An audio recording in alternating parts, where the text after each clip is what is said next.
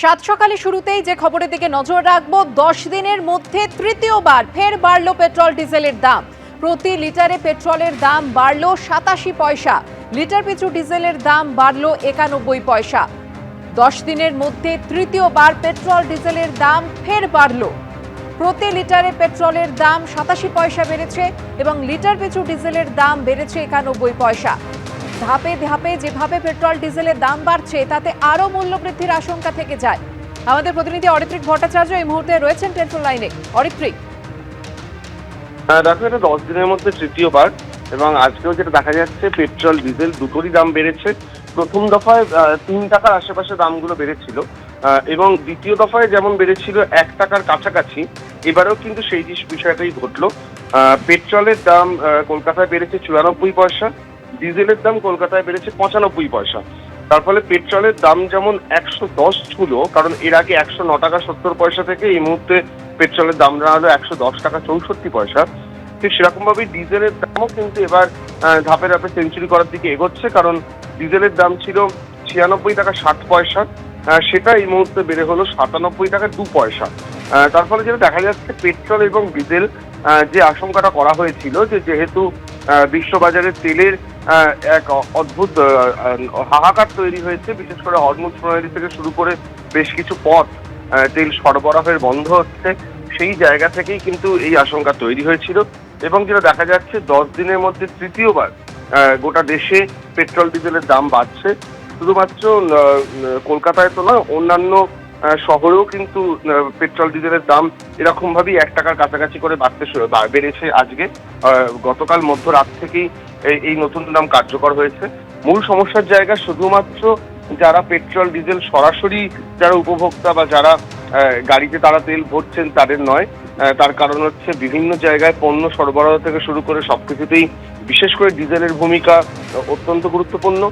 সেক্ষেত্রে সেই জিনিসপত্রগুলোর দামও বাড়ার আশঙ্কা থেকে যাচ্ছে এবং সার্বিকভাবে এর প্রভাব অনেকটাই স্থায়ী হতে পারেই বলে বিশেষজ্ঞরা মনে করছেন। এবার এটাই দেখার যে এই যে বাড়তে থাকার যে প্রবণতা, সেটা এই 10 দিনে 3 বারের পর কতটা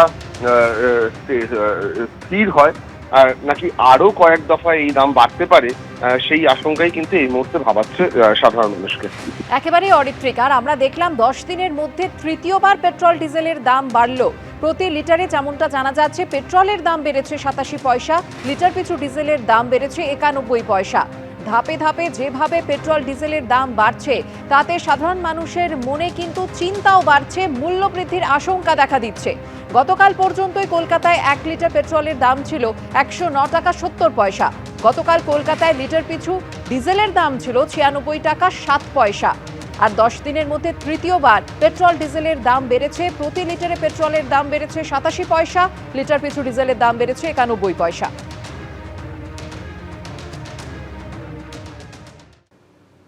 বিজেপি সরকারের নজরে এসআইআর আবহে বিভিন্ন পুরসভা থেকে ইস্যু করা বার্থ সার্টিফিকেট।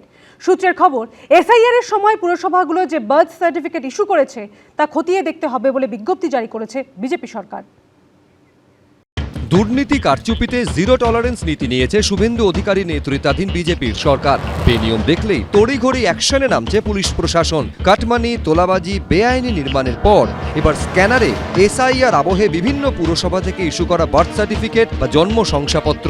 সূত্রের খবর, এসআইআর পর্বে পুরসভাগুলো থেকে যেসব বার্থ সার্টিফিকেট ইস্যু করা হয়েছে তা ফের খতিয়ে দেখতে হবে, এই মর্মে বিজ্ঞপ্তি জারি করেছে বিজেপি সরকার। সরকারের যে নির্দেশ সেই অনুযায়ী যে সমস্ত বার্থ সার্টিফিকেট ইস্যু করা হয়েছে এই এসআইআর এর সময় সেগুলোকে ফের খতিয়ে দেখতে হবে এবং রিভিউ করতে হবে। এখন যদি হঠাৎ মনে হয় যে রিভিউ হোক, এই বিরোধী দলনেতা আরটিআই করেছিলেন, আমি কলকাতা পুরসভার হাউসে দাঁড়িয়ে রেকর্ডে জবাব দিয়েছিলাম, নাম্বার বলেছিলাম। তো এখন যদি করতে চাই করুক, কোনো অসুবিধা। ভোটের আগে এসআইআর আবহে বার্থ সার্টিফিকেটে কারচুপির অভিযোগ তুলে জাতীয় নির্বাচন কমিশনের দ্বারস্থ হয়েছিল বিজেপি। মুখ্য নির্বাচনী আধিকারিক মনোজ আগরওয়ালের কাছে জাল বার্থ সার্টিফিকেট নিয়ে অভিযোগ জানিয়েছিলেন খোদ শুভেন্দু অধিকারী। তিনি দাবি করেছিলেন কলকাতা পুরসভা অবৈধ এবং অনৈতিকভাবে গণহারে বার্থ সার্টিফিকেট বিতরণ করছে। এটি প্রকৃত নাগরিকদের জন্য নয়, বরং এসআইআর চলাকালীন ভোটার তালিকা থেকে বাদ পড়ার ঝুঁকিতে থাকা সন্দেহজনক ব্যক্তিদের সুবিধার্থে এবং তাদের থাকার ব্যবস্থা করার জন্য এবার ক্ষমতায় এসেই পুরসভাগুলির তরফে ইস্যু করা বার্থ সার্টিফিকেট খতিয়ে দেখতে চায় বিজেপি সরকার। হঠাৎ দেখা যাচ্ছে অনেকজন বাড়িতেই জন্ম নিয়েছে, ওই সংখ্যাটা অনেক বড়, এটা হতে পারে না। এবং এর জন্যে এটা রিভিউ নিয়ে যে কারা কারা বাড়িতে জন্ম নিয়েছে কি ঢপে এটা হয়েছে, এটা হওয়া উচিত।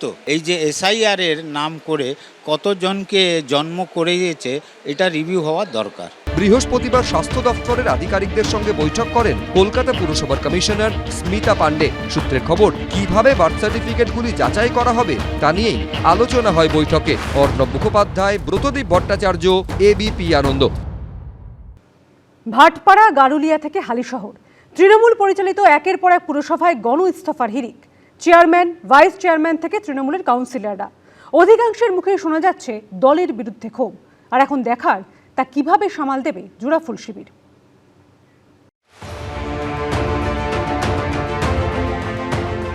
বিধানসভায় বিপর্যয়, আর তার রেশ কি পড়তে চলেছে পুরসভাগুলিতেও? মেয়াদ শেষ হবার আগেই কি ভেঙে পড়বে তৃণমূলের একাধিক পুরসভা? বিভিন্ন পুরসভায় তৃণমূল কাউন্সিলরদের ইস্তফার হিড়িক দেখে উঠছে প্রশ্ন। এবার কি পুরসভা ঘিরেও টেনশনে তৃণমূল? ব্যারাকপুর শিল্পাঞ্চলে তৃণমূল পরিচালিত পুরসভায় ফের গণ ইস্তফার ধাক্কা। উত্তর 24 পরগনার হালি শহরের পর এবার ভাটপাড়া ও গারুলিয়া পুরসভা। শুক্রবার ভাটপাড়া পুরসভায় চেয়ারম্যান, ভাইস চেয়ারম্যান সহ পদত্যাগ করলেন মোট 30 জন তৃণমূল কাউন্সিলর। একই দিনে গারুলিয়া পুরসভার মোট 21 জন কাউন্সিলরের মধ্যে ইস্তফা দিলেন 10 জন তৃণমূল কাউন্সিলর। ভাটপাড়া পৌরসভার কতজন কাউন্সিলর পদত্যাগ করলো ইতিমধ্যে? 2900। আমি রিজাইন করে দিয়েছি, আমি ভাইস চেয়ারম্যান ছিলাম, চেয়ারম্যানও রিজাইন করে দিয়েছি। তখন আমার কাছে আর কোনো অল্টারনেটিভ ওয়ে ছিল না, বিকল্প আর কোনো ছিল না কিছু, সেই জন্য রিজাইন। তারপর আমি চোখের সামনে দেখছি পৌর পরিষেবা পাচ্ছে না লোকেরা, এমপ্লয়িরা মায়না পাচ্ছে না। এ দুর্ভাগ্য যে এরকম একটা পরিস্থিতিতে দলের কোনো সাহায্য পাইনি। আমাদের দল তৃণমূল কেউই পাশে দাঁড়ায়নি। ভাটপাড়া পুরসভা জগদ্দল বিধানসভার অন্তর্গত। এবারের ভোটে এই বিধানসভা প্রায় 21,000 ভোটে তৃণমূলের হাত থেকে ছিনিয়ে নিয়েছে বিজেপি। 30 জন কাউন্সিলর অলরেডি রিজাইন করে দিয়েছে, বাকিরাও ইনক্লুডিং চেয়ারম্যানও রিজাইন করে দিয়েছে। 4 তারিখের পরে যখন রেজাল্ট এসছে তারপর থেকে কোনো কাজ হচ্ছে না। আমাদের অনারেবল মুখ্যমন্ত্রী, ওনার কাছে আমরা রিকোয়েস্ট করব কি তাড়াতাড়ি বোর্ড অফ অ্যাডমিনিস্ট্রেটর বসানো হয়। এদিকে ভাটপাড়া পুরসভায় গণ ইস্তফা কাণ্ডের মধ্যেই সামনে এসেছে দুর্নীতি ইস্যু। তৃণমূল পরিচালিত পুরসভার বিরুদ্ধে মুখ খুলেছেন খোদ ভাইস চেয়ারম্যান। দুর্নীতির খবর আমার কাছেও আছে, দুর্নীতি তো কিছু হয়েছে, যদি দুর্নীতি হয় তার কালির দাগ আমি গায়ে মাখবো না। এমন কোনো মাস যায়নি দলকে জানাইনি, প্রতিটা মাসে দিয়েছি। দুর্ভাগ্য দল সিদ্ধান্ত নিতে দেরি করেছে, সিদ্ধান্তহীনতায় ভুগিয়েছে। নোয়াপাড়া বিধানসভার অন্তর্গত গারুলিয়া পুরসভাতেও তৃণমূলে ভাঙনের একই ছবি। 21 জন কাউন্সিলরের মধ্যে একদিনে 10 জন তৃণমূল কাউন্সিলর ইস্তফা দিয়ে দিয়েছেন, যার মধ্যে রয়েছেন গারুলিয়া পুরসভার ভাইস চেয়ারম্যানও।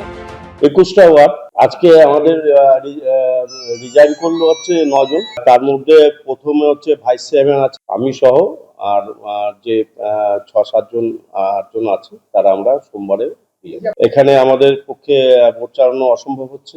পৌরসভার জন্য সাংবিধানিক সমস্যা দেখা গেছে, একটা অ্যাডমিনিস্ট্রেটর বসিয়ে যারা অভিজ্ঞ লোক আছেন, সরকার যেটা ঠিক করবে বা সরকার যেটাই ঠিক করুক সেটা আমরা, আমাদের কোনো অসুবিধা নেই। গত বুধবারই সামনে এসেছে তৃণমূল পরিচালিত হুগলির বাঁশবেড়িয়া পুরসভার সংকট। পুরমন্ত্রী অগ্নিমিত্রা পালের সঙ্গে দেখা করেছেন চেয়ারম্যান। না মানে হয়ে রয়েছে, দুর্নীতি হয়ে রয়েছে, আর্থিক অসঙ্গতি রয়েছে, ঠিক টাইমে যেগুলো করার কথা সেগুলো ঠিক টাইমে হয়নি, এই আর কি। তো আমরা একটা এনকোয়ারি করব, আমরা অডিট করাবো, সেখান থেকে পরিষ্কার হবে কি আছে না আছে। কোনো জায়গাতে পদত্যাগ করেছে, আর বেশিরভাগ জায়গাতে পদত্যাগ করেনি, কিন্তু তারা আসছেন না। ডিসিশন মেকিং এ যদি লোক না থাকে তাহলে তো পরিষেবা দাঁড়িয়ে যাচ্ছে, পরিষেবা তো দাঁড়াতে পারে না। তাই জন্যই আজকে প্রশাসক বসানো হচ্ছে, যেখানে আমরা দেখবো যে অসুবিধা রয়েছে আমরা প্রশাসক বসাবো। অর্থাৎ দিকে দিকে তৃণমূল পরিচালিত পুরসভাগুলি থেকে সামনে আসছে ভাঙনের ছবি। এবারও কি ফাঁস হবে দুর্নীতিও? সমীরণ পাল ও অনির্বাণ বিশ্বাসের রিপোর্ট, এবিপি আনন্দ। এবিপি আনন্দ, এগিয়ে থাকে, এগিয়ে রাখে।